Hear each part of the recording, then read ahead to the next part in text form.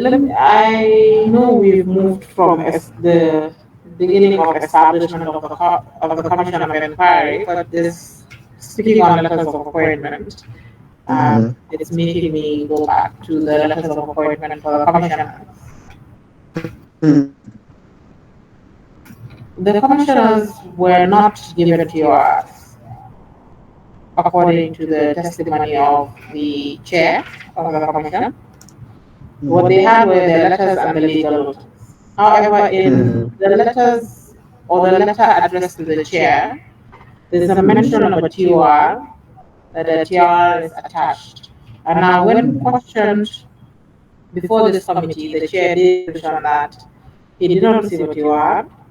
And when the former Attorney General as well testified before this committee, he actually stated that there shouldn't even have been a mention of a TOR in the letter. So now, what is your reaction to these two testimonies?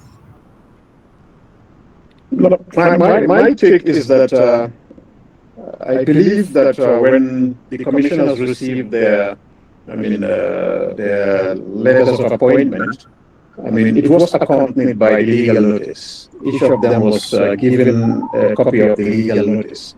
And of course, if you read the legal notice, you would find that, it really encapsulates, what the commissioners, were expected to do, what you would call a POR. So that's my understanding. I definitely know that each of them was actually hand-delivered with their letter, a copy of the legal notice. And my understanding is that the TOR is contained in the legal notice. So there was no need to really, write down what is already contained in the legal notice, which they have copies of. That's my reading of the situation. So when you were referring to a TOR in the appointment letters, you were basically referring to the legal notice. That is my understanding, yes. That's interesting.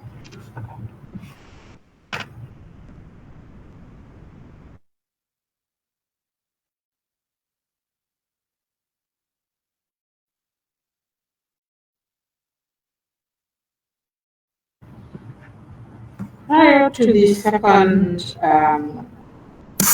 secretary being appointed, we can't even say she was appointed before she was asked to report to the Commission of Inquiry.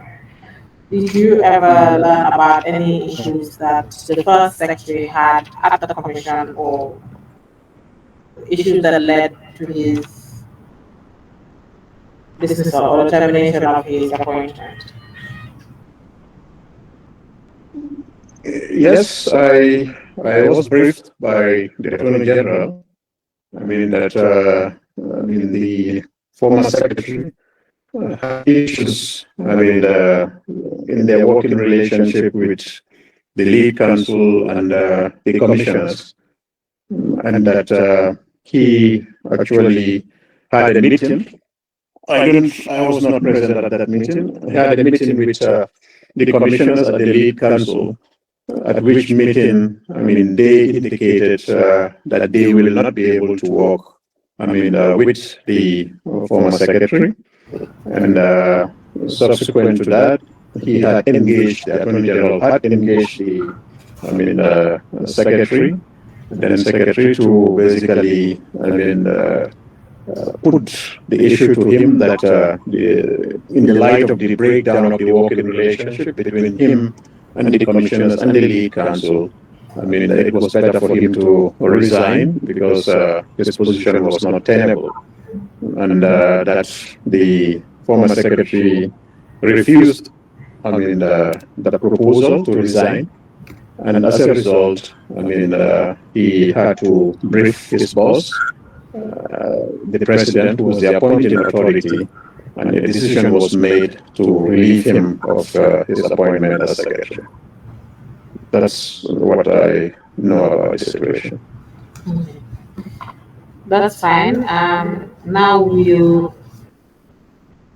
next issue I want us to talk about is the report, the end of the commission's work. moment reports were submitted and subsequent issues that followed. The publication of the white paper, Mm-hmm. task force issues. That is what I want us to come into. Okay. Yes, but the first one being the at the end of the commission's work Mm-hmm. and the documentation of the commission, the documents the commission had huge volumes, exhibits, submissions from different witnesses and different institutions, and Mm-hmm. other things that the commission gathered. That Mm-hmm. now it was time, and the equipment they were using, it was now time for the commission to close its doors after submitting its report to the president. Mm-hmm. These things, they were all the equipment, the documentation, they were all brought back to the Ministry of Justice, correct? Yes. And these documents, how did the Ministry of Justice preserve and store them? Well, there is an archive room at the Ministry of Justice, and Okay. yeah, that's so the archive room is where all, documentation, of previous commissions. I mean, if you go to the archive room, you would find even, documentation relating to the 94 commissions. So, in the same way, the all the bundles or boxes of exhibits and statements and documents were basically stored in the archive room at the Ministry of Justice.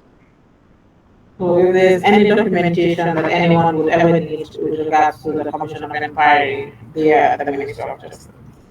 It should be there, yes. For someone that has worked at the Ministry of Justice for many years, Mm-hmm. how well is the archive kept? You did just say now that if anyone wanted to see the documents with the 94 Commission, Mm-hmm. it will be in the archive. Mm-hmm. But it's not as easy, or in our experience, it's not as easy to obtain documents from the archive. Hmm. Yes, the archive room is not a very, it's not a very comfortable room to walk in, to say the least. It's located at the very back of the Ministry of Justice. In fact, that's where the Registrar General also keeps archives of all the landed properties, and as well as registries. Yeah, so it's there. But then, like you would imagine, it's in a very uncomfortable place, to put it mildly. I think calling it an archive, even though that's what it's supposed to be, is making it sound nice. Well, they call it the storeroom because Yes, the more which has been leaking apparently, and the yeah. documents are getting destroyed. Hmm. Yes, but so basically all these records, documentation were stored there. Yes, I believe they should be there. Okay. So did the Ministry of Justice ever receive digital copies of these documents, stored in perhaps hard drives or computers or laptops? I know that the commission did submit all the volumes of its reports in the electronic copy of of the reports. But then I do not recall receiving or seeing an electronic copy of the exhibits. I definitely know that the reports, there was an electronic copy of the reports. So apart from the exhibits, even other documentations that the commission had produced in its work or eventually received from other people or other institutions, there are no digital copies of these things as far as the Ministry of Justice is concerned. Like I said, I do not recall. Seeing. any electronic records apart from, the report. It is possible. I mean, I'm not saying, I'm not ruling it out, but I do not recall seeing, the electronic copies apart from the report. Were you aware that the commission did receive visitors? One set of visitors were from the Department of Treasury, from the US State Department, and another set were the forensic accountants from FTI. And Yes, I am aware of. okay, Yes, I am aware of their coming to Gambia. okay. And are you also aware that the first team I mentioned were at the commission brought in a scanner and then scanned all the documents that the commission had, taking digital copies with them, but also giving the commission digital copies that, and said scanner was said to have been returned to the Ministry of Justice at the end of the commission's work. No, I am not, or I was not aware of, mean, uh, the intricate workings of, the forensic accountants or the other group of experts from the US who came with regards to the precise work that they did or the kind of records that they kept or they retrieved from the commission. I certainly do not have much of an idea on those. Okay, but what about the scanner being part of the equipment and just resources that the commission had that we are now being returned to the commission, to the Ministry of Justice after its work, after the commission was done with its work? Again, to be honest, I do not recall seeing any scanner. Okay. But then I am sure that, or I assume, let me not be sure, I assume that there must have been a handing over note, detailing, what was being handed over to the to the ministry from the commission. If there was, certainly it would be able to say, whether the scanner or any other equipment was part of, what was being returned at the time.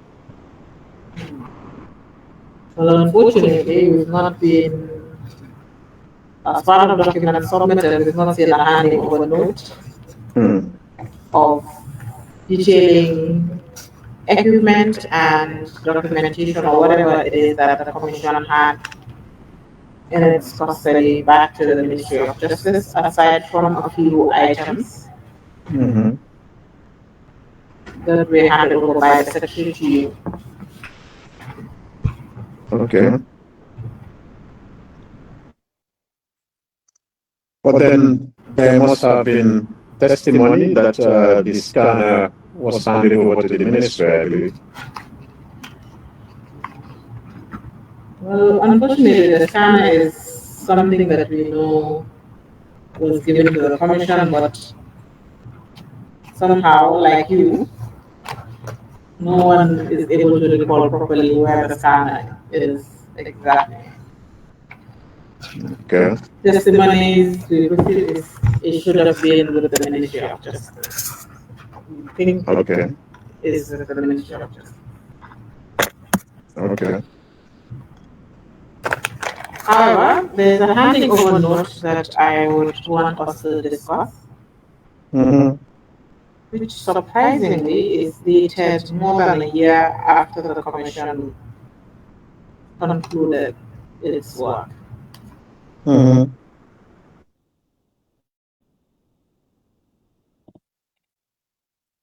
Can you recall receiving a handing over note and some items from the former Assistant Secretary for the Commission, Mr. Ramaphosa? Yes, I remember. Yes, Star preparing, handing over and bringing some items to the office of the Solicitor General. To account, to basically, submit it to the office. Yes. Okay, so what we're going to do is we will also forward this document to your email. But in the meantime, let me just, in order not to wait, let me just read out what is contained in the document for you. Mm-hmm. So it's from Ramatullah Sar. It says care of OVP. It's dated 11 June 2020, addressed to Solicitor General, Ministry of Justice, Marenah Banjo. Titled Handing Over of Ex-President Jammeh's Personal Belongings. I Mm-hmm. wish to hand over the following items to the Honorable Solicitor General and Legal Secretary of the Mm-hmm. Ministry of Justice in the presence of Mr. Ali Jal. 1. Mm-hmm. 5 butoots, 28 pieces, and then 10 butoots, one piece of 10 butoots, and then Mm-hmm. one piece of West African coin, Mm-hmm. 2 gold coins, 2 Mon black ink, 1 gold watch, Mm-hmm. 5 of balls, Mm-hmm. GO7 precious stone,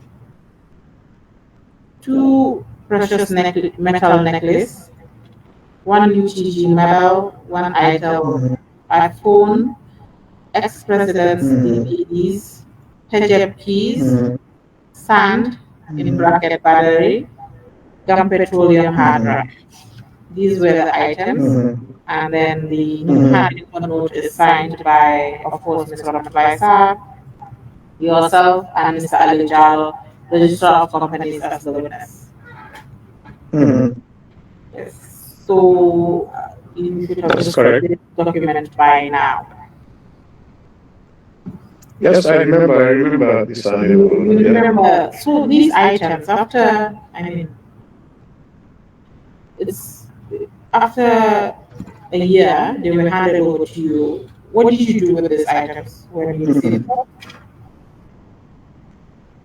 I think they were handed over not physically to myself.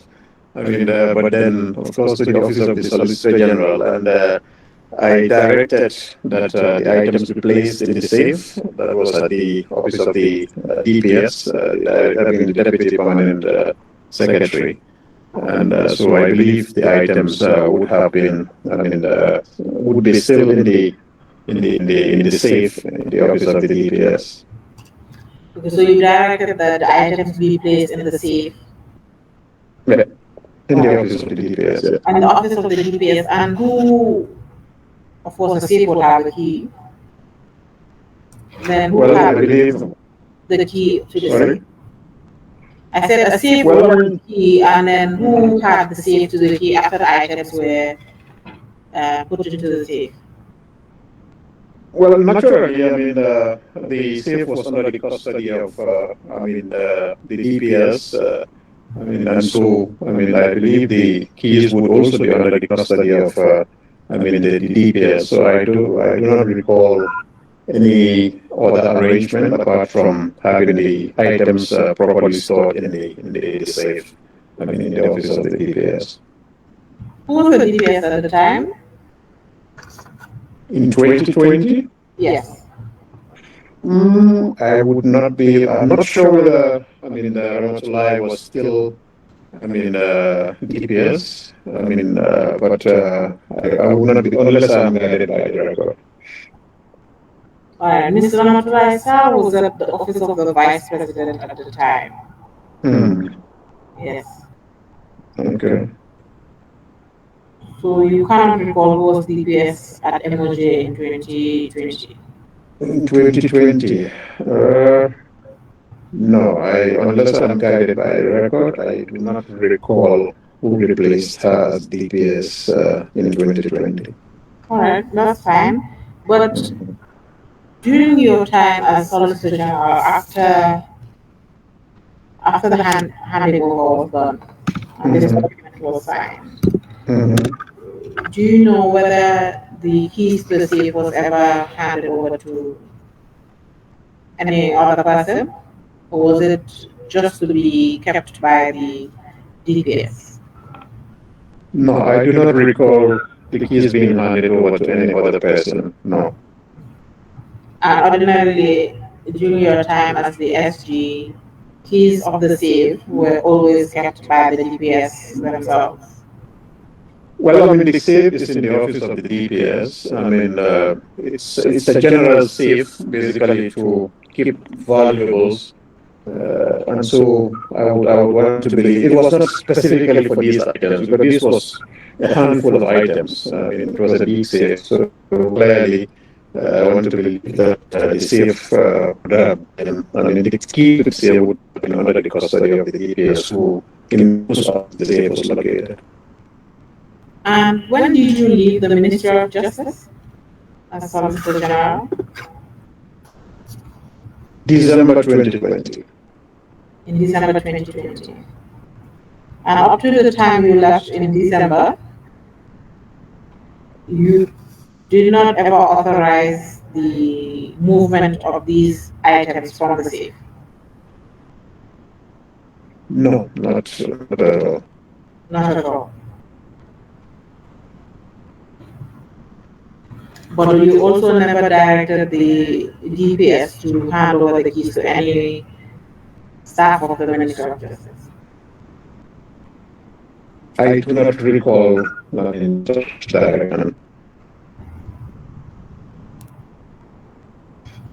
You do not recall making such direction or No, directing. I do not recall. No, not at all. Okay. But is there a possibility that you could have made such a directive? Possibility, yes. I mean, a lot of things are possible. I mean, so I would not, I mean, say it's impossible, but I do not recall such direction or directive.